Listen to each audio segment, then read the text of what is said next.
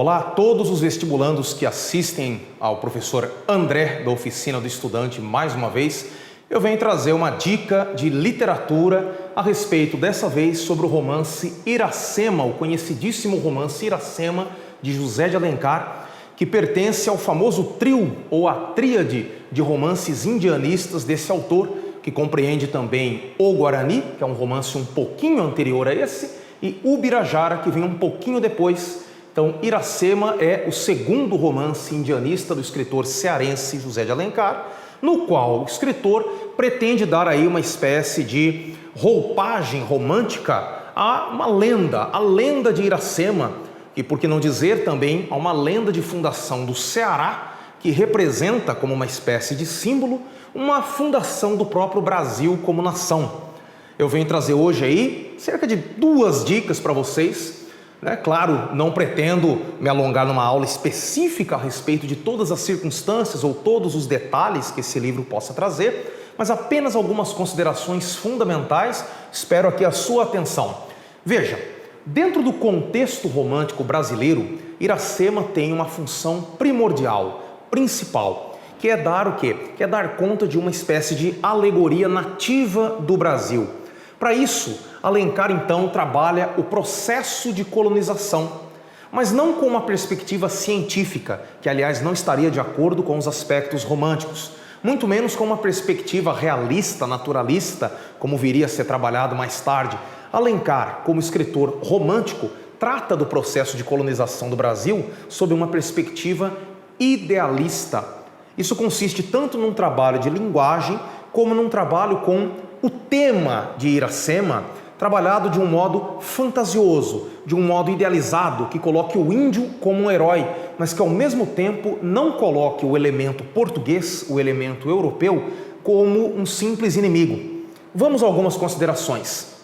No processo de colonização do Brasil, nós teríamos, grosso modo, a presença do explorador europeu, com a sua visão eurocêntrica, com a sua visão da realidade de modo impositivo, de modo direto, por que não dizer de modo opressor, e de um outro lado o índio visto como uma espécie de vítima desse sistema colonial. Não é bem isso que nós vamos ter em Iracema. Alencar, de certo modo, vai trabalhar uma história de amor com um pano de fundo colonizador. Vamos ver. Martim, o herói português, personagem histórico, tem seu nome ligado à ideia de guerra. Martim, Marte, o deus romano da guerra. Então nós temos aqui a indicação de que se trata de um guerreiro. Ora, quando nós temos a união amorosa de Martim com a Índia, Iracema, protagonista do romance, nós temos não apenas a união de um homem com uma mulher, mas a união de 2 culturas, dado que Iracema não é apenas um nome individual, mas uma alegoria da natureza americana, até mais do que uma natureza cearense ou uma natureza brasileira, já que o nome da heroína, e isso é muito conhecido, o nome da heroína é um anagrama, ou seja, uma recombinação de letras que forma a palavra América. Então nós temos aqui de uma maneira simbólica o guerreiro português, o homem europeu, o explorador, o colonizador, que se une amorosamente a uma mulher. Mas muito mais do que isso, eu tenho o elemento indígena que se torna subserviente, por que não dizer de certo modo submisso, entregando-se ao elemento europeu, numa espécie de subordinação, numa espécie de dominação.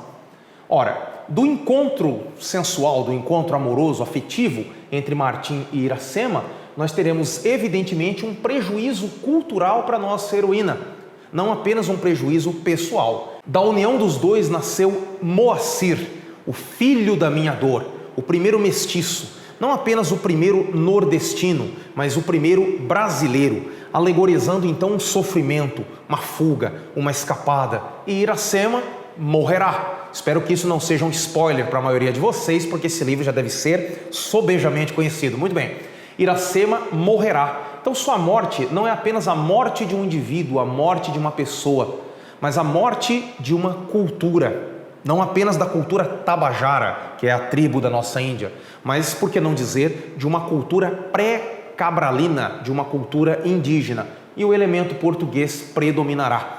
Então essa é a primeira situação. Temos que observar o romance Iracema como uma alegoria, uma representação do processo colonial pelo viés romântico. Por outro lado, o que é interessante, o que é necessário observar? Iracema utiliza uma linguagem mais brasileira, muito mais do que uma linguagem portuguesa. Vamos recordar o seguinte: no romantismo brasileiro, os escritores tinham a necessidade ou uma espécie de projeto cultural de trabalhar uma língua literária própria, uma língua brasileira. Então eu peço atenção aos elementos do vocabulário nessa obra. Quando Iracema corre, por exemplo, num dos capítulos iniciais, os seus pés margeiam o ipu, nome próprio referente a um elemento indígena.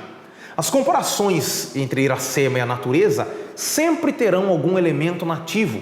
Ora, ela tem os cabelos mais negros que a asa da graúna.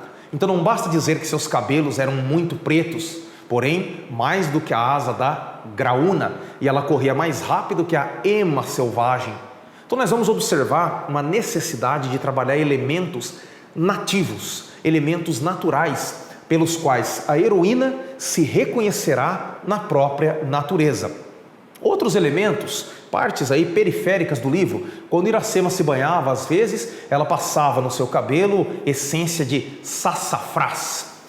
Por que não se diz simplesmente que a heroína lavava os cabelos? Não, Alencar tem que colocar algum elemento indígena para quê? Para diferenciar a linguagem literária brasileira de uma linguagem europeia.